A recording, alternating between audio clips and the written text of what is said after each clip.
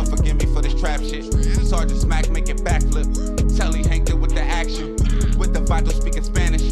Frank Matthews how I vanish. Poof. Came back like I'm King Tut. Gold BBS is on a beamer. When Fat Cat was 10 queens up.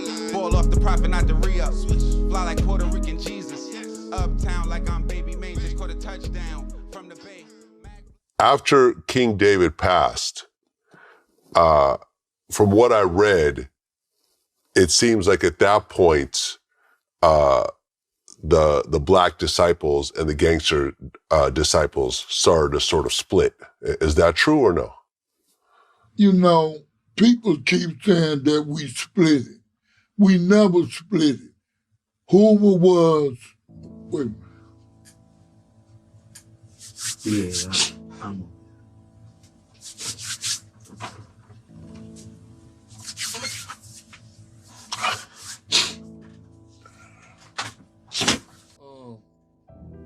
the truth of things is a lot of rumors out here, and that's all you keep hearing. We split. We ain't never split. Even though some of the disciples and gangsters are fighting today, you know, we don't know where that come from. That didn't come from us. I came home in 1975. I caught a murder. I went on the run. I got caught. I came back in 1976. When I come back, the nation was so tore up. On September 2nd, 1974, David Barksdale, better known on the South Side as King David, would die from kidney failure caused by an old gunshot wound. He was just 27 years old. But in Chicago, his name would live far longer than the man, because Barksdale wasn't just a gang leader. He was the architect of a vision, and his death didn't just end the era, it would open a void. Way before the BD Nation would become feared, it was respected. Formed in the 1960s from the Devil's Disciples, the group was organized to protect black youth on the South Side, not to be at war with them. It wasn't about drugs or death. It was about discipline, brotherhood, uplift. King David would adopt the 6-point star, a symbol of structure. Each point stood for a value: love, life, loyalty, unity, knowledge, understanding. And under King David, the black disciples would become more than a gang. They were a nation, aligned with activists like Fred Hampton, while also operating alongside the Black Panthers to feed kids, stop violence, and claim dignity in a city built to break them. But when King David died, some would say the balance died with him. His leadership would keep soldiers in line, and his words kept rivalries in check. But without him, the code became a question mark. And in the silence that followed, two voices rose. Well, who is Jerome Freeman, and what exactly is your relationship with him? We was, you can say we almost relative, because his blood is mixed into our family, you know, and we were good friends coming up, you know. We did things together. We ran together. We was in St. Charles together, on the street together.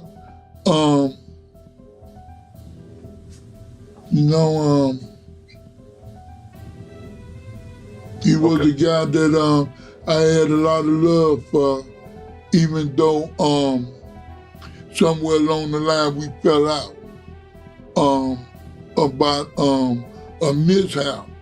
But the law was the law, and wasn't nobody bigger than the law. And if you break the law, I don't care who you is, ain't no big eyes to little you. You're responsible for your actions and deeds. They both claimed King David's legacy, but they walked different roads. Don Dirk would preach the gospel, the principles. Jerome Freeman, now known as King Shorty, focused on the power. Then again, there are other times when law enforcement is adamant, saying there is no mistaking some groups, in particular, those gangs now being called budding crime syndicates, like Jeff Ford and the El Rukans on the south side, the Vice Lords on the west side, and to some degree the highly disorganized but large disciple nation on the south and north sides. Not only are Chicago police and the Cook County State's Attorney directing more attention their way, so also is federal law enforcement. It is a serious problem today in this area. To understand what the Black disciples will become, you will have to understand what they were meant to be. The BD Nation wasn't built for extortion or execution. It was born from survival and from structure. They called themselves a nation, not a gang, because they had a constitution, a code, a purpose that mirrored the Black Panthers and Malcolm's vision. They fed kids, they kept shooters out of schools, at first holding down corners, not to poison them, but to protect them. And at the heart of all of it was a symbol, a 6-point star, 6 values that were meant to build and not destroy. But sometimes a code only holds as long as the one that's writing it stays alive. And when David Barksdale died in 1974, a shift would begin. With King David gone, the throne wouldn't remain unclaimed for long. One of his most loyal disciples, Jerome Freeman, would step forward. They would call him King Shorty. And while Don Dirk carried the gospel, King Shorty carried the title. And in the years that followed, the Black disciples would transform, not by accident, but by design. It's set in print that King Shorty ran the BD Nation like a CEO runs a company. Bricks in, orders out, money up, problems handled. And his criminal record would track that rise. In 1977, Jerome Freeman would be convicted of an armed robbery and serve 5 years. Almost a decade later, in 1985, he would be arrested again on a weapons charge, which would later be dismissed. 4 years after that, he would receive a 28-year sentence for cocaine trafficking. And it would be during the time where he was supposed to be in isolation at Stateville Prison, where he would build an empire, allegedly using coded messages, couriers, chapel services, and his own security detail to conduct business, allegedly moving up to 50 kilos a month, all on consignment. The streets called him king because he ruled like one. And in Inglewood, the crown would come with consequences. In the year 1965, Chicago would record just under 400 homicides. But by 1974, the year King David died and King Shorty was crowned, the city would reach its deadliest year ever with 970 murders, a record that still stands today. And by 1992, they would spike again, reaching 948, the second deadliest year on record.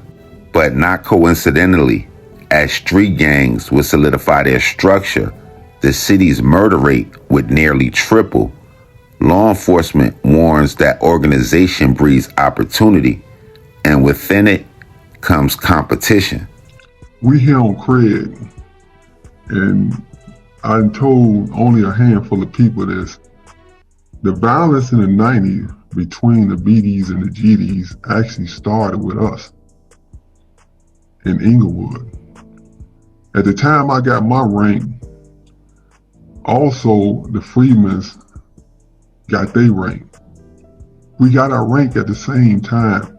Shorty Freeman gave his nephew's rank, and they gave me rank. We growed up together, me and the Freemans, but at this time right here, we had to split the land. Splitting the land up like that they was asking for more than which they was entitled to. Only draws out a line that you can't cross now. I need this territory, they need that territory. And they wouldn't yield to the territory, and they figured they should have more. And this is what started the war over territory. Who should have what? And that was the bloodbath of the 90s that we speaking about right now. All started over territory. But that conflict didn't begin in the 1990s. It had been simmering long before. What changed was the stakes.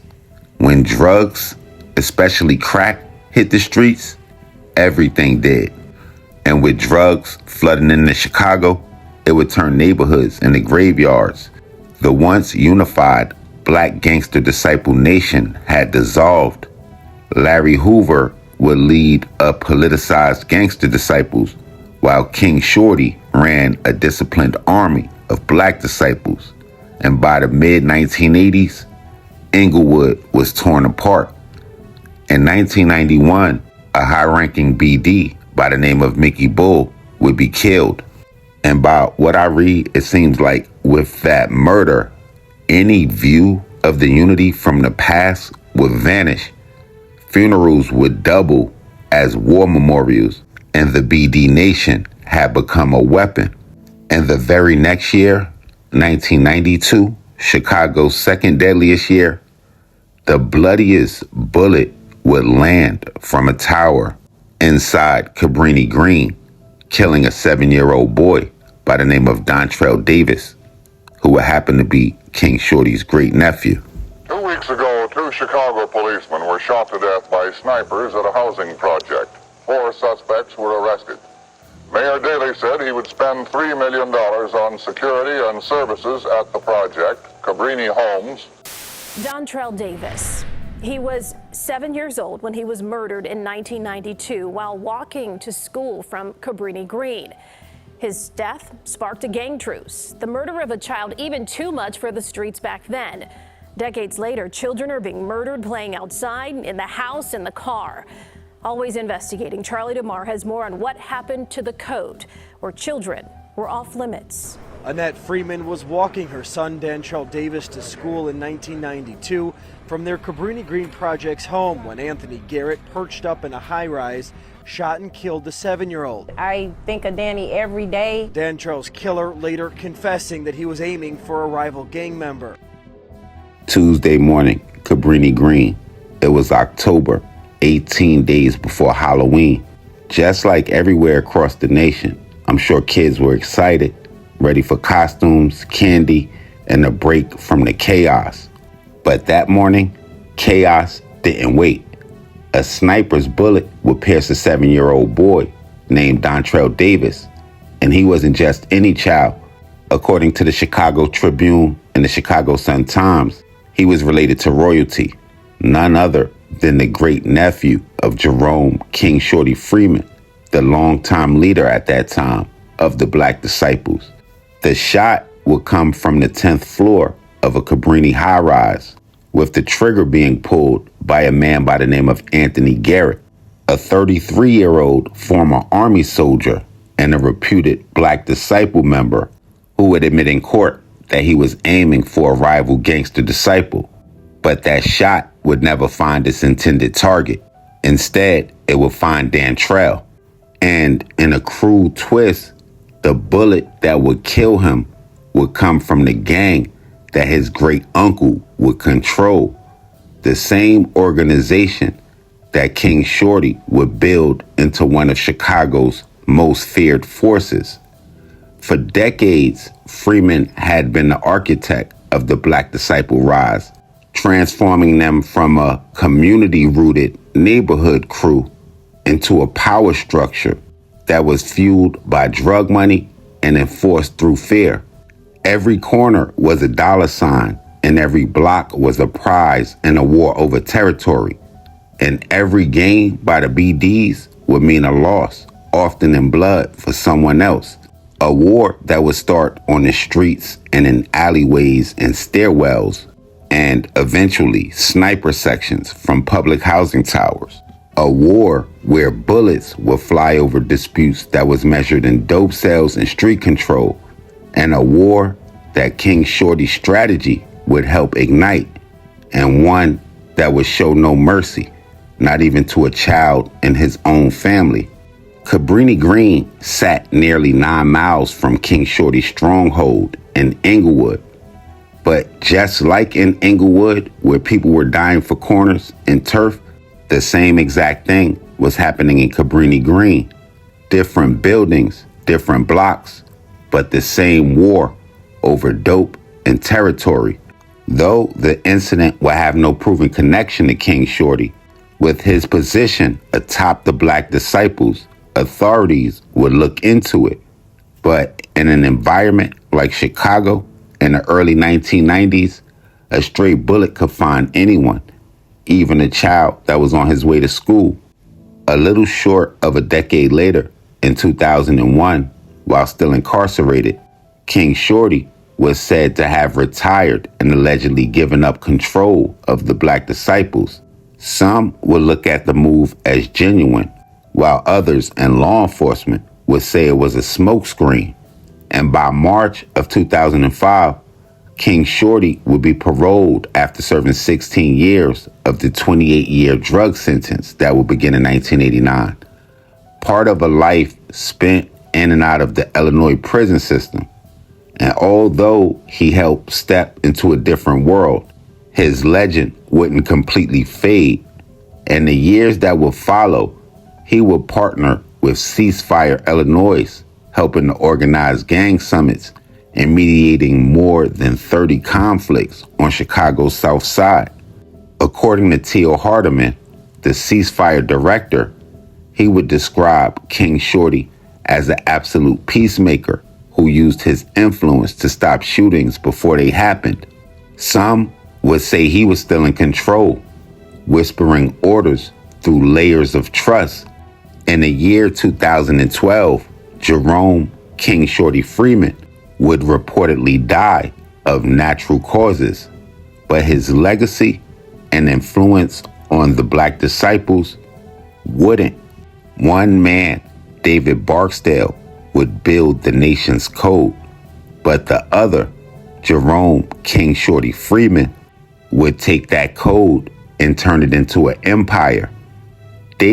King David Barksdale died at just 27 years old, while King Shorty would lead the Black Disciples for nearly 27 years, just as long as King David lived. So when we look at the Black Disciples of today, are we seeing King David's ideology, or are we seeing the transformation that came under King Shorty, forcing the question, who is the true face of the Black Disciples as we know them now? Y'all make sure y'all hit the red bell and subscribe button right under this video so y'all know when this real trail spill shit is dropping. I definitely want to hear insight from my people from Chicago. Definitely if y'all was in the city at that time, but even more important, if you got a history with these organizations, as I'm sure in the city, people might look at it differently. Y'all make sure y'all tapping downstairs. Y'all let me know what cities we need to head to, what stories we need to tell, what we missed, what I got wrong, all of that. Y'all tapping with me directly. Instagram, Twitter, POP_A_LOT. And until the next play, y'all know how we rocking. Shades Popalot. Salute the almighty MOBB.